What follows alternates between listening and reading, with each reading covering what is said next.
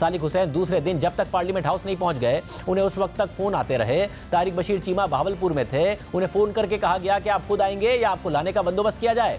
बहरहाल जनरल फैज हमीद ने जैसे तैसे MNAs पूरे कर दिए। आखिरी वोट गुलाम बीबी भरवाना का था, वो नहीं मान रही थी, लेकिन फिर आखिर में आर्मी चीफ को बताया गया कि वो भी झंग से निकल पड़ी हैं और हमारी गाड़ी उनके पीछे पीछे है। यूं 6 मार्च को एतमाद का वोट हो गया और PDM को एक बार फिर ये मैसेज चला गया कि फौज न्यूट्रल होने के बावजूद इमरान खान की हुकूमत को गिरने नहीं देगी। और इमरान खान खुद भी तस्लीम कर चुके हैं कि हमें इत्तेहादियों को पार्लियामेंट बुलाने के लिए एजेंसीज को कहना पड़ता था। तहरीक इंसाफ के साबिक रहनुमा और रुकन कौमी असम्बली आमिर लियाकत बताते थे कि हम आए नहीं बल्कि लाए गए हैं। ये बताएं डॉक्टर साहब कि आप खुद चलकर आ गए, आपके तो बड़े गिले शिकवे थे। जी हम आए नहीं, लाए गए और बहुत इत्तेमाम से लाए गए। और कौन लाया है आपको? लाया कौन है? अच्छा, जो सर गायब करते हैं वो तो सर। फवाद चौधरी ने हुकूमत जाने के बाद बताया कि हमने तो पूरी सियासत ही आउटसोर्स कर दी। इसके अलावा जब अगस्त 2019 में सादिक संजरानी के खिलाफ तहरीक एतमाद की करारदाद पेश हुई तो अपोजिशन के अक्सरियती सेनेटर्स यानी 64 सेनेटर्स उस करारदाद के हक में खड़े हो गए और सादिक संजरानी को हटाने के लिए सिर्फ 53 वोट्स की जरूरत थी। यानी अपोजिशन के पास मतलूबा वोट से 11 वोट ज़्यादा थे, मगर जब करारदाद पर खुफिया रायशुमारी हुई तो करारदाद के हक में सिर्फ 50 वोट आए। अपोजिशन के 14 वोटों में से 5 मुस्तरद हो गए। 9 वोट इमरान खान के उम्मीदवार सादिक संजरानी के हक में डाल दिए गए। और जब अपोजिशन के उम्मीदवार मरहूम हासिल बजंजो से इस हवाले से सवाल हुआ तो उन्होंने जिम्मेदारी जनरल फैज हमीद पर डाल दी। रात इशाइये में आप कह रहे थे कि 64 लोग आपके होंगे, तो ये कहाँ गए 64 लोग? कौन लोग हैं? खड़े नहीं थे, खड़े नहीं। तो ये जब अंदर गए हैं खुफिया रायशुमारी में, तो ये कौन लोग हैं 14 लोग जो आपके? ये जनरल फैज के लोग हैं। जनरल फैज ISI के चीफ है, जानते हैं आप, उसके लोग हैं। मगर उस वक्त तहरीक इंसाफ के रहनुमा इसे ज़मीर की आवाज़ करार देते थे। हमने नहीं तोड़े, लोगों का ज़मीर जागना शुरू हो गया। आज पीपल्स पार्टी में है, PMLN में है, बाकी पार्टीज में है, उन्होंने अपने ज़मीर के मुताबिक फैसला किया। ज़मीर के मुताबिक फैसला करेंगे क्योंकि नाइंसाफ़ी अल्लाह को नापसंद है।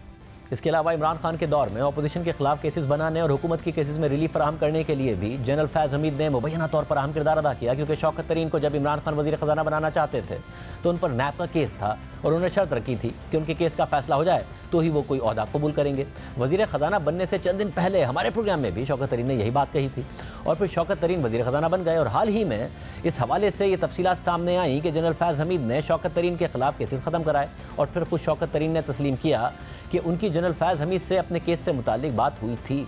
यानी इन इल्ज़ामात को तक़वियत मिलना शुरू हो गई कि जनरल फैज हमीद इमरान खान के लिए मुबैना तौर पर सब कुछ मैनेज कर रहे थे, इसलिए इमरान खान उन्हें किसी भी तरह DGISI के अहदे पर बरकरार रखना चाहते थे और इस बात का वो खुद भी इकरार कर चुके हैं। मगर इमरान खान का ये मॉडल उस वक्त नाकाम हो गया जब फ़ौज के सियासी किरदार पर तनकीद बढ़ती चली गई और इस तरह जनरल कमर जावेद बाजवा ने DGISI जनरल फैज हमीद को अहदे से हटाकर लेफ्टिनेंट जनरल नदीम अंजुम को ISI का सरबरा मुकर्रर किया। और मौजूदा DGISI ने भी बताया कि इमरान खान ने उनसे कहा कि मुल्क का सबसे बड़ा मसला तो अपोजिशन है। मैं जब खुद DGISI बना तो मेरे से पूछा गया कि पाकिस्तान का नंबर 1 मसला क्या है, तो मैंने कहा सर मेरी नज़र में ये हमारे मुआशी मसाइल हैं। बहरहाल जिन्होंने सवाल पूछा वो मेरी राय से मुत्तफिक नहीं हुए, उनकी नज़र में हिज़्ब इख्तिलाफ पाकिस्तान का सबसे बड़ा मसला था। और जब जनरल फैज हमीद की मदद से इमरान खान महरूम हो गए तो फिर उनकी हुकूमत भी चली गई। मगर आज भी नून लीग इल्ज़ाम लगा रही है कि जनरल फैज हमीद और साकिब निसार रिटायरमेंट के बाद भी इमरान खान के लिए लॉबिंग कर रहे हैं।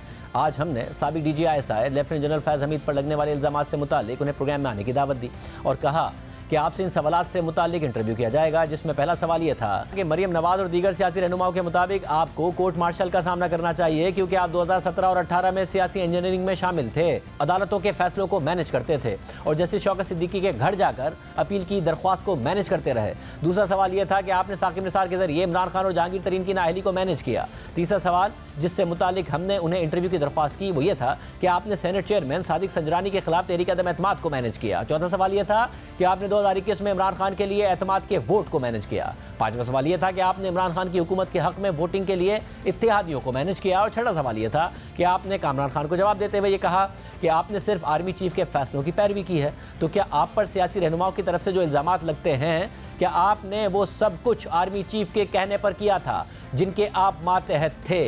इन तमाम सवालों के जवाब के लिए हमने जनरल फैज हमीद को दावत दी, उन्होंने जवाब नहीं दिया। साकिब निसार साहब तरदीद करते हैं तमाम इल्ज़ामात की, हमने उन्हें भी बार बार दावत दी है, वो भी जवाब नहीं देते। कल भी प्रोग्राम में दोनों आ सकते हैं, जवाब दे सकते हैं।